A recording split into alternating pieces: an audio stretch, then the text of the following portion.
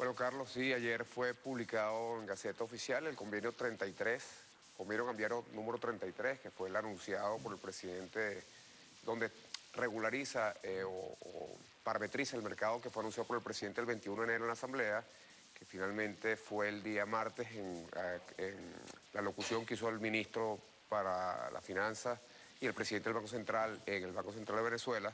Anunciaron ya la apertura de este mecanismo, que es un mecanismo donde su principal característica es que el precio lo fija el mercado, o sea, que va a ser por oferta y demanda.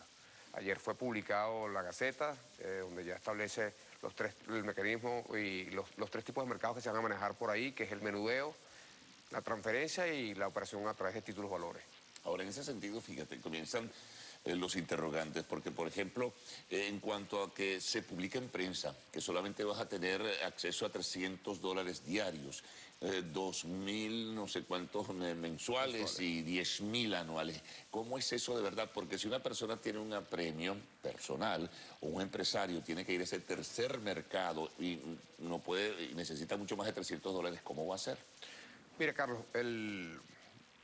para ir apartando un poco, aclarando dudas. El tercer mercado es un mercado libre, ¿no? Es un mercado al cual tú vas a poder acceder sin ningún tipo de restricción con el tipo de monto o precio. ¿Qué pasa? Como estamos invitados tres, digamos, tipos de instituciones a ser los distribuidores o los facilitadores de este mecanismo, hay que entender la naturaleza para la cual somos objeto cada uno de nosotros. O sea, las casas de cambio tienen unas características de infraestructura para atender un tipo de clientes y hasta un tipo de monto. En los operadores de valores, antiguas casas de bolsa, tenemos otras características y los bancos otras. La confusión que se genera con el tema de que ya he visto varios titulares que dice que las personas naturales podrán acceder hasta $300 diarios, hasta 2.000 mensual o hasta 10.000 anual a través del CIMADI, es una parte que regulariza o que parametriza las operaciones que se van a hacer a través de las casas de cambio nada más. Eso no significa que la persona natural pueda ir a un banco o a una casa de bolsa y adquirir una transferencia por un monto mayor. Simplemente que por la característica de la casa de cambio y escuchando, voy a citar a César Atencio, que es el presidente de la Asociación de Casas de Cambio, el día de ayer aclaraba eso, que ese monto no es un monto sacado de un sombrero, sino que es un monto que más o menos obedece al promedio mundial. Eso iba a preguntar, si no se trata de un promedio, pero si alguien necesita, por razones de emergencia, porque necesita sencillamente ese dinero, puede obtener en un día más de $300. Claro, inclusive además, si no es incluso por más de $2.000 al mes. Si no es por una emergencia, simplemente quieres hacer una operación cambiaria a través de mayor monto, puedes ir a un banco o a un operador de valor. O necesitas, por ejemplo, realizar alguna compra particular y necesitas más de $2.000, que es lo que se pone la referencia de un mes, lo puedes obtener también. Absolutamente. Eso es bien importante aclararlo porque se están presentando dudas de que solamente va a tener la gente acceso a 300 diarios, a 2.000 al mes y a 10.000 anuales. Eso no es así. No es así.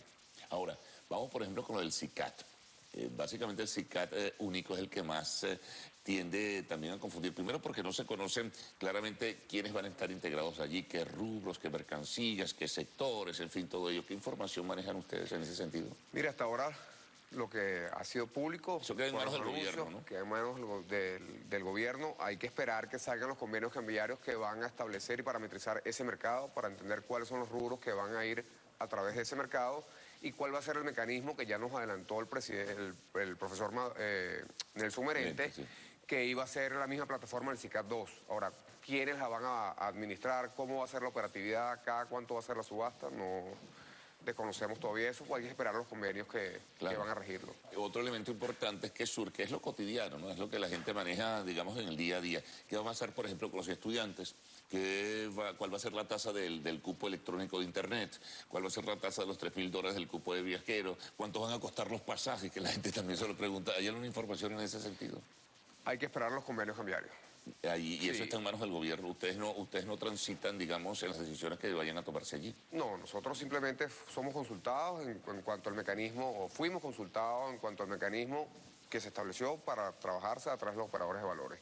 Esas otras son políticas ya internas del ente emisor, Banco Central de Venezuela, el Ministerio de Finanzas, y ellos tienen que sacarlo a través de convenio cambiario. Igual que digamos, con la tasa de 6.30, ellos son los que tienen que definir qué rubros en alimentos y medicinas, qué sectores del sector, o sea, qué materias primas, qué insumos que sean, ya sea para el sector agrícola, o ya sea para el sector, digamos, de los laboratorios o, digamos, de los alimentos, ellos son los que tienen que definir eso. Correcto. Ahora,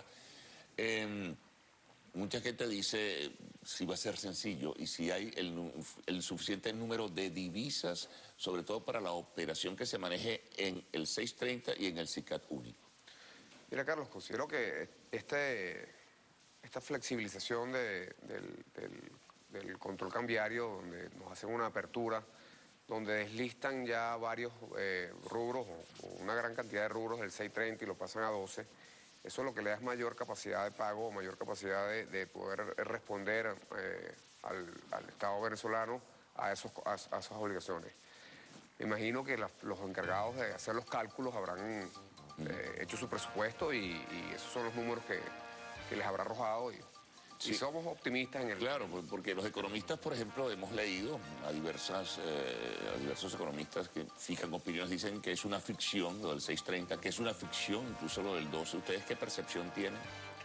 Mira, Carlos, aquí lo relevante es que estamos hacia un mercado de apertura y si hay una apertura total del mercado cambiario en este nuevo mecanismo, hay que esperar los otros convenios. Como la unificación no va, Merente lo decía ayer, por lo pronto la unificación no parece ser un parámetro de referencia que vaya a traer al gobierno, por lo menos a corto plazo. Pero tampoco lo están negando, porque el presidente Maduro también dijo que tenía conocimientos o que se había estado reuniendo, lo dijo en el 21 de enero, y que entendía muchas cosas que había que hacer, porque quizás no eran los momentos políticos para hacerlo. Ayer lo repite otra vez el profesor Merente, y ambos hablaron de la unificación. Esto quizás es una vía para la unificación, hay que esperar. Hay que esperar que, vuelvo, te repito, como hablábamos antes de entrar al aire, el impacto y la profundidad de estas medidas se van a poder proyectar una vez que salgan los otros convenios cambiarios y se pueda hacer realmente una estimación de qué es lo que va a quedar en cada uno de estos rubros y poder proyectar hacia dónde vamos. Claro, sin embargo, surge una inquietud, Ricardo, cuando Maduro dijo que el tercer sistema podría ser un ensayo. Oye, en este tipo de cosas sí, tú puedes desarrollar un ensayo, pero eso hay que manejarlo con mucho cuidado. Si vas a ese sistema libre, abierto, de oferta y demanda, no puede ser solamente un ensayo, ¿no? Claro. No soy quien para interpretar al presidente. Claro. No soy quien para interpretar al presidente. ¿Pero tú crees que va a salir bien? Mira, no, nosotros, el mecanismo como tal, Carlos, está bien montado, la plataforma, y quiero ser enfático y repetirlo, la plataforma bajo la cual vamos a trabajar no permite un anclaje de precios, claro, lo cual garantiza, y además que es el espíritu de los anuncios y es lo que está reflejado en la Gaceta, que el cambio es libre. Última pregunta.